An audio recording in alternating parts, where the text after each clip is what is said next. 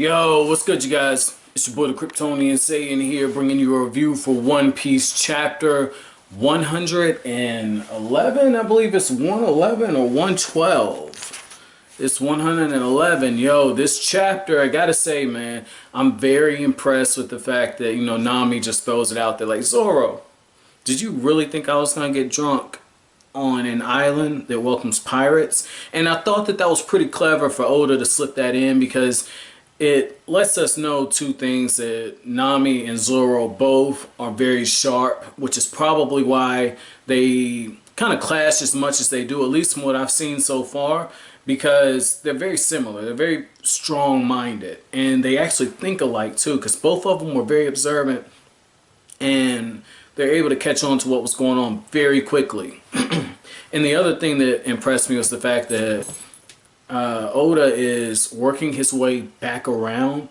to when we were first introduced to Nami, where we learned that she had a huge distrust and hatred of pirates. And for me, that was very, very cool to see that, because once again, he's bringing stuff up in a very subtle way to make sure that the readers don't forget it. So that in itself, very good writing. Now, the other thing about this chapter I really liked was how quickly Nami just put the screws to old boy when she's negotiating. She's like, hey, that's your princess, right?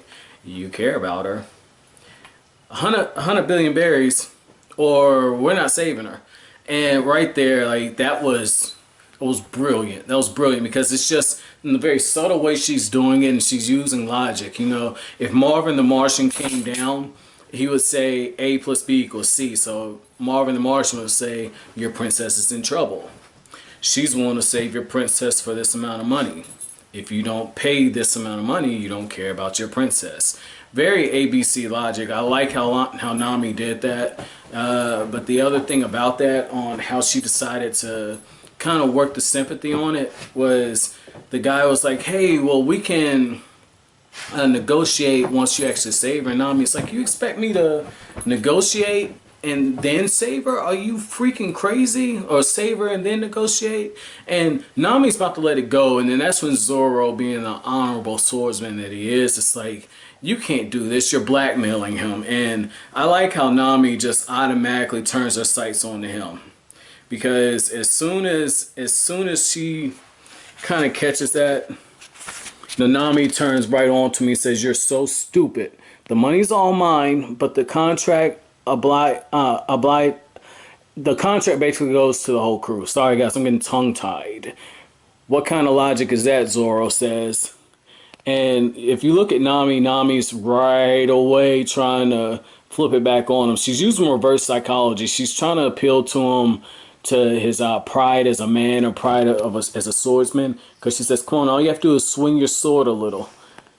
And Zoro's saying, I don't like being used, and he's like, I'm not that stupid cook. Luffy looks like, he's got a little indigestion going on if you look at his face. But this is what I like, though. Nami's still trying to push those buttons, and it just shows that she's very observant with the crew. And again, look at the facial features. She's trying to play up on her femininity while also picking his buttons, and he's getting so worked up that he's starting to lose his cool, and he's falling right into Nami's trap, because right here, there's a little caption right below it, but right here she's reminding him how much he owes her with the sword.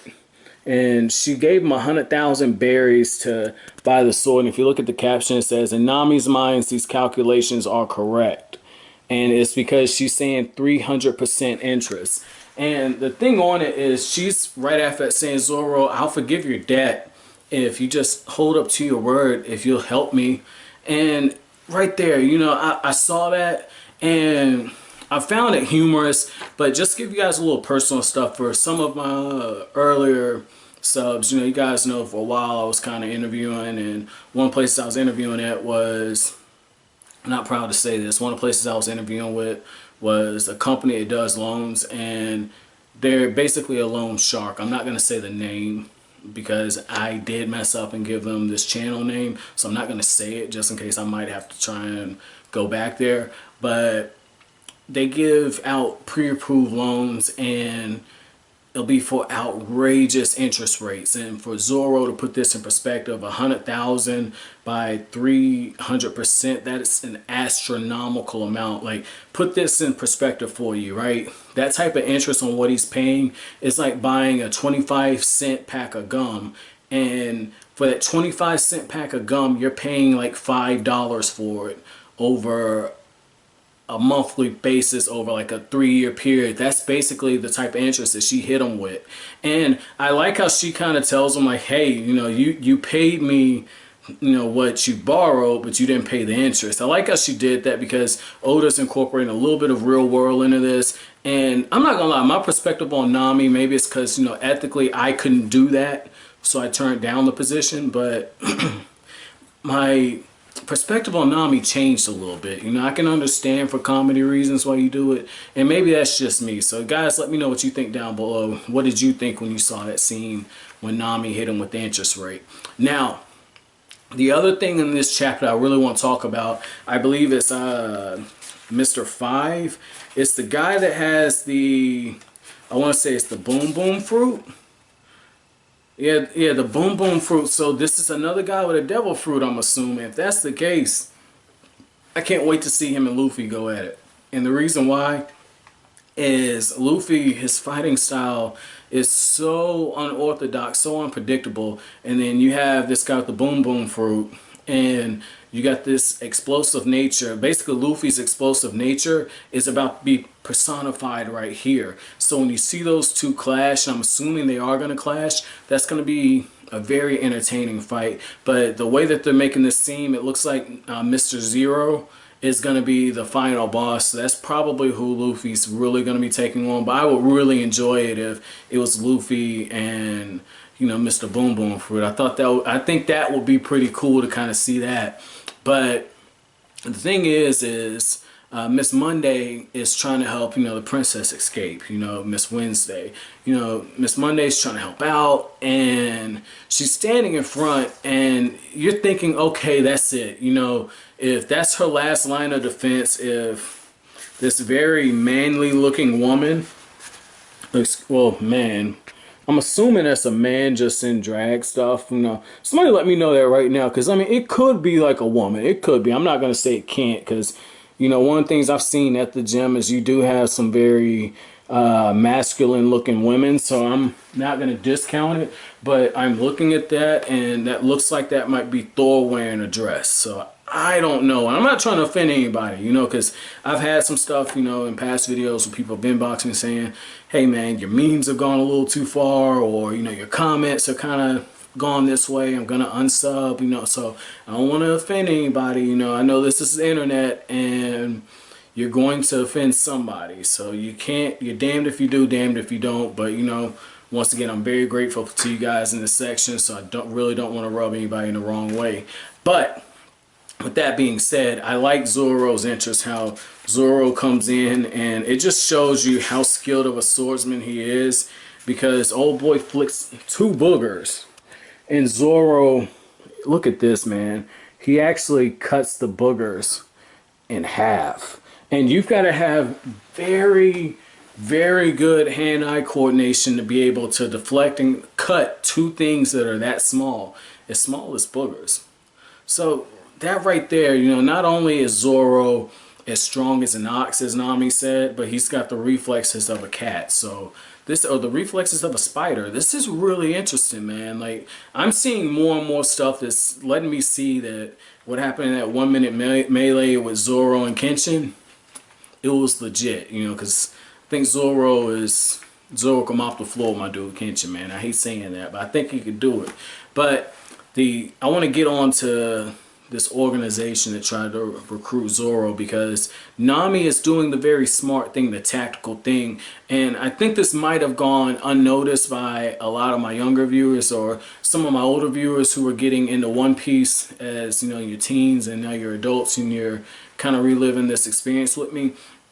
And what I noticed is that Nami is doing something that an intellectual person would do. You know, now that Nami's been contracted for this job, you know, she's getting background information. If you look at it, Zoro just rushed head in.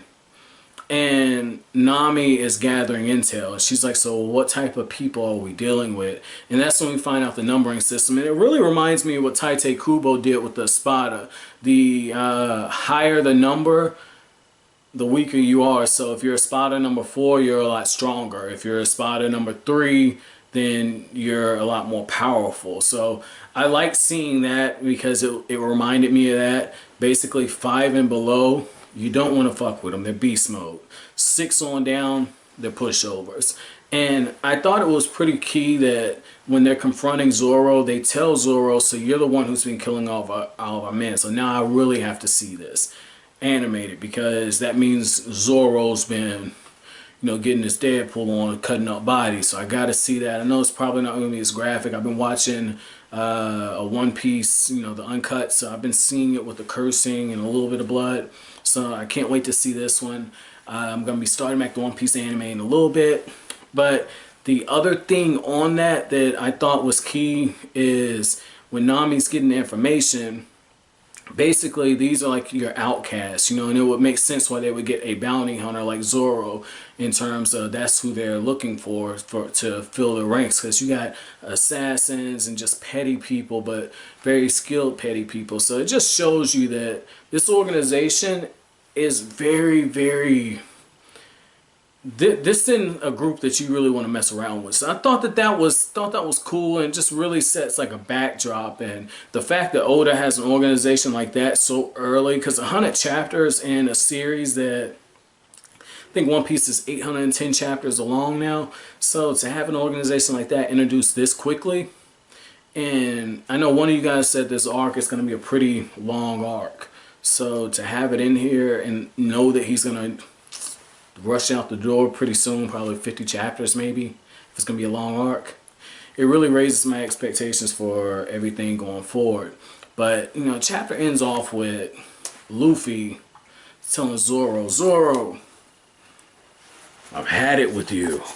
We're going to fight. And I don't know what's going on. If you just look at Zoro's face, Zoro, that looks like that might be a very funny scene in the anime. And again, if you look, Luffy, oh man, Luffy looks like he has a serious case of indigestion, man. And given how much he ate, seriously, like I thought when he was walking around, he was kind of doing what Goku did in Dragon Ball Super when he was fighting Botamo, where he was basically dodging the punches and as a way to stretch. And I thought maybe Luffy was trying to walk it off, because he is, a rubber man. So I'm guessing that's got something to do with his digestive system or something like that. But Luffy looks like if somebody just punches him in the gut, it's over with. So I don't know what the hell's going on from this point on, but I'm absolutely stoked. Overall, this was a pretty good chapter. Not the best, but not average. Once again, this is very steady. That's one of the things I can really appreciate about One Piece is the quality just remains steady. There's a few chapters every now and then that don't really hold my attention, but at the same time, for the most part, it's just cruising along, man. Really loving this. So my chapter question for you guys is gonna be this: what were your thoughts when you found out the numbering system, and if you had to number Luffy's crew as it is currently in the manga where I'm at, where would you put the different members, and explain why? Have some fun with it, man. So if you want to be a little hilarious, go right away. I'm like, personally, I wouldn't number it on strength, but that's gonna give me something to think about. By the time you guys get this video, I'll probably have my own list, down there in the comment section. But that's it for this review. If you liked anything I had to say, as always, comment, rate, subscribe, and share. I'll greatly appreciate it.